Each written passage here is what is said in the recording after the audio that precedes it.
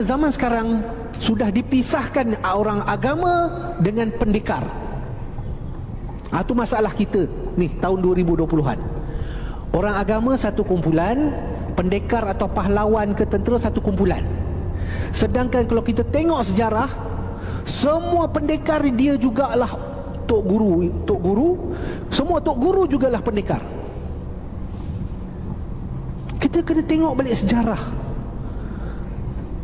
Kita itulah sudah pun dipecahkan oleh sistem. Tanpa kita sedar, kamu geng agama saja, kamu geng silat, geng pendekar saja, atau geng askar saja. Dah jadi lain. Dulu ketua perang kita, semua ketua perang kita adalah ulama. Dia jugalah pendekar, dia jugalah mengajar ilmu agama. Kalau kita tengok sejarah Hang Tuah sendiri pun, tengok balik sejarah Hang Tuah. Kita tengok filem Hang Tuah, dia bersilat. Kenapa tak ada siapa pun cerita bahawa Hang Tuah itu mempelajari ilmu agama dengan begitu dalam? Nampak tak?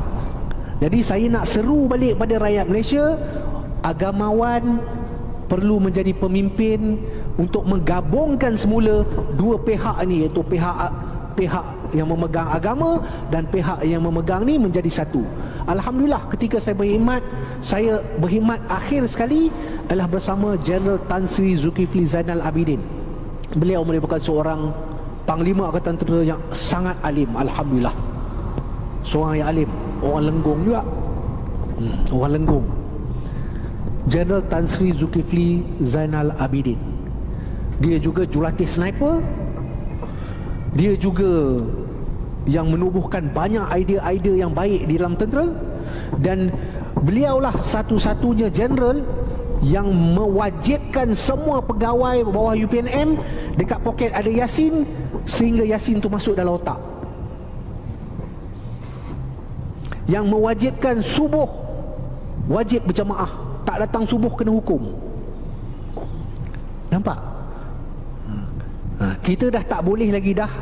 Bila untuk menghadapi masa depan, kita tak boleh ikut style sekarang.